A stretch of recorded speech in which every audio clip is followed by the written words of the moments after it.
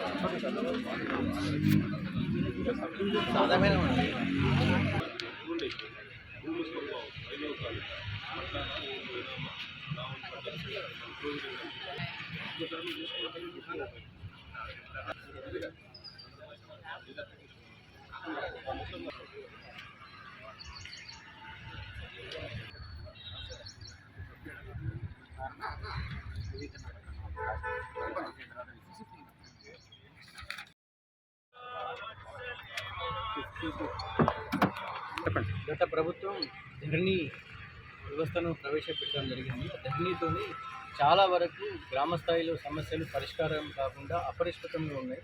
అందుకు కానీ ఇప్పుడు ఏర్పడినటువంటి ప్రభుత్వం ఏం చేసిందంటే భూభారతి చట్టం 2025ని ప్రవేశపెట్టడం జరిగింది.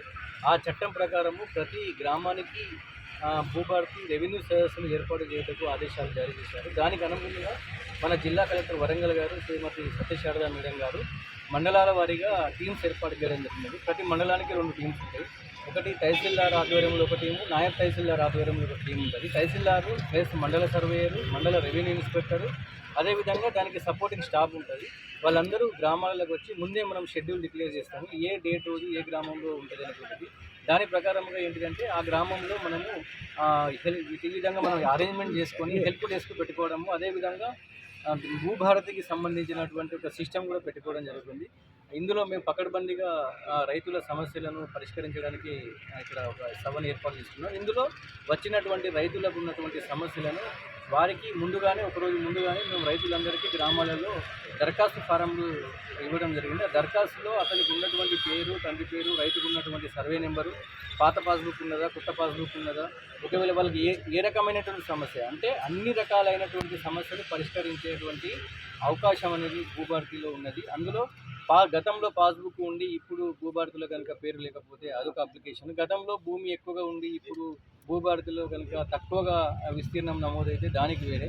అదేవిధంగా పట్టా భూములు కూడా ప్రభుత్వ భూములుగా నమోదై ఉంటే అట్లాంటి వాటికి రెక్టిఫికేషన్ అంటే ఇంక్లూజన్ పిఓపి నుంచి ఎక్స్క్లూజన్ చేయడానికి ఉన్న అప్లికేషన్. అదేవిధంగా గతంలో సాదా బైనామా దరఖాస్తులు సమర్పించి అపరిష్కృతంగా ఉన్న వాటికి అలాంటి వారు కూడా సాదా బైనామా అంటే రిజిస్టర్డ్గా అన్రిజిస్టర్డ్ డాక్యుమెంట్స్ ఎవరైతే ఉన్నారో సాదా బైనామా ద్వారా కొనుక్కున్న వాళ్ళ దరఖాస్తులు కూడా తీసుకోవాలని.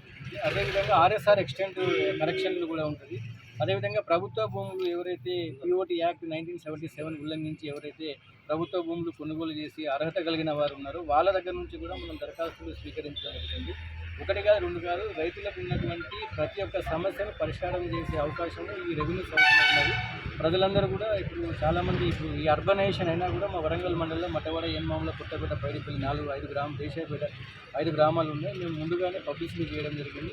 ఇక్కడ వచ్చే రైతులందరికీ కూడా మేము ఒక రికార్డు మెయింటైన్ చేస్తాం. రిజిస్టర్ వాళ్ళ దరఖాస్తు రిజిస్టర్లో ఎంటర్ చేయడమే కాకుండా ఇప్పుడు ఉన్నటువంటి ధరణిలో వాళ్ళ పేరు ఉన్నదా లేదా, వారి ఏ రకమైనటువంటి సమస్య అనేటువంటిది మేము గుర్తించి ఆన్లైన్లో మనకు మరి అప్లికేషన్ నమోదు చేసి వీళ్ళు ఏ రకమైన సమస్యలను మేము గుర్తించి అప్డేట్ చేయడం జరుగుతుంది. ప్రతిరోజు మన జిల్లా కలెక్టర్ గారి కార్యాలయం నుండి మాకు మానిటరింగ్ చేస్తారు. ఎన్ని అప్లికేషన్స్ వచ్చినాయి, ఏ విధమైన అప్లికేషన్స్ వచ్చినాయి, వాటిని ఏ విధంగా పరిష్కరించాలి అనేటువంటిది మానిటరింగ్ చేస్తారు.